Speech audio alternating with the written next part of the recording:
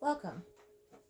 My name is Heather Wallace, and I will be doing my presentation and paper on subjective time through the lenses of indigenous time. I will be looking at creation stories, and today I would like to share one of those creation stories. It is called the Hopi creation story, which was told to me by my Hopi teacher, Grandmother Medicine Song.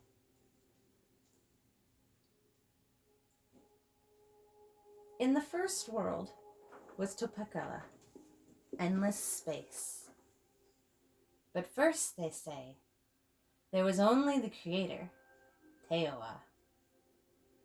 All else was endless space. There was no beginning, no end, no time, no shape, no life. Just an immeasurable void that had its beginning and end. Time, shape, and life in the mind of Teoa, the Creator. Then he, the infinite, conceived the finite. First he created Sutukne to make it manifest, saying to him, I have created you, the first power, an instrument as a person to carry out my plan for life in endless space. I am your uncle. You are my nephew. Go now and lay out this universe in proper order so they may work harmoniously with one another according to my plan. The first power Sutukneng did as he was commanded. From endless space he gathered that which was to be manifested as solid substance, molded it into forms, and arranged them into 9 universal kingdoms, one for the Creator, one for himself, and one for the 7 universes of life to come. Finishing this, he went to the Creator and asked, Is this according to your plan? Ah, it is very good, said Creator. Now I want you to do the same thing with the waters. Place them on the surfaces of these universes, so they will be divided equally among all and each.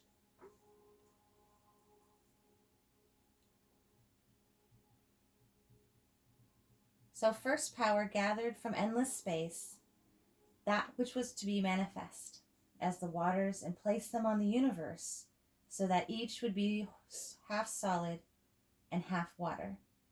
He went back to the Creator and said, I want you to see the work I have done, and if it pleases you.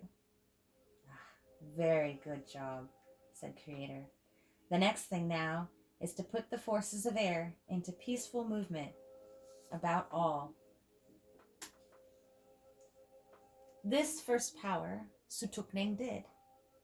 From endless space he gathered that which was to be manifest as the airs, made them into great forces, and arranged them into gentle ordered movements around each universe. Creator was pleased. You have done a great work according to my plan, nephew. You have created the universes and made them manifest in solid waters and winds, and put them in their proper places. But your work is not yet finished. Now you must create life, and its movement to complete the 4 parts, Tawakachi, of my universal plan.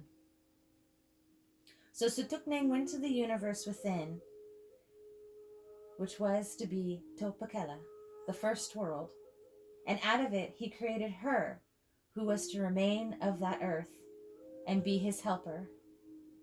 Her name was Kotyawiti, Spider Woman. And when she awoke to life and received her name, she asked, Why am I here? Look about you, answered First Power. Here is the earth we have created. It has shape and substance, direction and time, a beginning and an end. But there is no life upon it. We see no joyful movement. We hear no joyful sound. What is life without sound and movement? So you have been given the power to help us create this life. You have been given the knowledge wisdom, and love to bless all the beings you create. That is why you are here. Following his instructions, then, Spider-Woman took some earth and mixed it with her own saliva and molded into two beings. Then she covered them with her cape made of white substance, which was the creative wisdom of itself, and sang the creation song over them. When she uncovered them, the two beings, twins, sat up and asked, "Who are we? And why are we here?" To the one on the right, Spider-Woman said, "You are Pakahoya, and you are to help this world in order when life is put upon it. Go now around all the world and put your hands upon the earth so that it will become fully solidified. This is your duty." To the one on the left, Spider-Woman said, "You are Palagahoya, and you are to help this world in order with life to be put upon it. Go about all the world and send out sound so that it may be heard throughout all the land. When this is heard, you will also be known as Echo, for all sound echoes the Creator. This is your duty." And so they went and did as they were commanded. The earth was made firm by Pakakahoya, who traveled throughout the earth, solidified the higher reaches into great mountains. The lower reaches he made firm, but still pliable, even to be used by those beings to be placed upon it, and who would call it their mother. All the vibratory centers along the earth's axis from pole to pole resonated to the call of Echo, and the earth trembled. The universe quivered, and the whole world was made an instrument of sound. And this sound was made an instrument for carrying messages, resonating praise to the Creator of all. After this, Sutuknang, First Power, called the Creator and said, "This is your voice, Uncle. Everything is tuned to your sound." And the Creator was most pleased and said, "It is very good." When they had accomplished their duties, Patakahoya was sent to the North Pole of the world axis, where he was commanded to keep the earth in a stable form of solidness. Echo was sent to the South Pole, where he was commanded to keep the air in gentle ordered movement around the earth and to send out his call for good or for warning through the vibratory centers of the earth.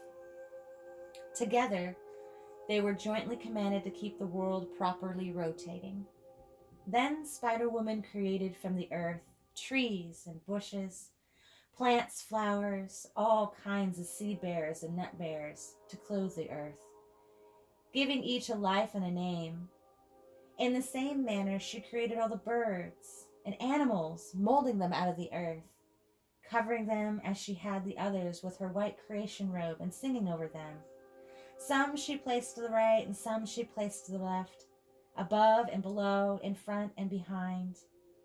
To each and all she indicated that they should spread to all the corners of the earth to live. Sutuknang was happy, seeing how beautiful it all was, the land, the plants, the birds and animals, the power working through them all. Joyfully he said to Creator, "Come and see what our world looks like now." "It is very, very good," said Creator. "It is ready for human life, the final touch to complete my plan." So Spider-Woman gathered earth, this time of the 4 colors, yellow, red, white, and black, mixed with the liquid of her mouth, molded them, covered them with her white substance cape, which was creation wisdom itself, and sang over them the creation song. When she uncovered these forms, they were human beings in the image of Sutuknang. Then she created 4 more beings in the image of her, the female beings. When she uncovered them, the forms came to life.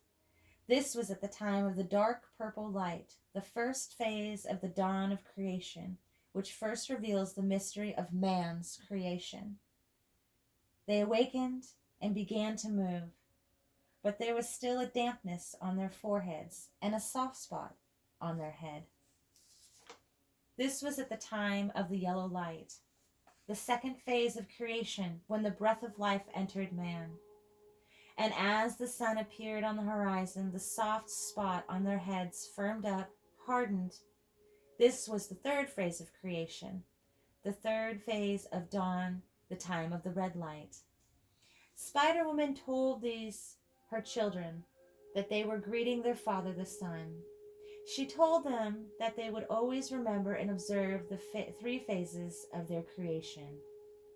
The time of the three lights, the dark purple, the yellow, and the red, to reveal in turn the mystery, the breath of life, and the warmth of love. These can promise the Creator's plan of life for all. Aho.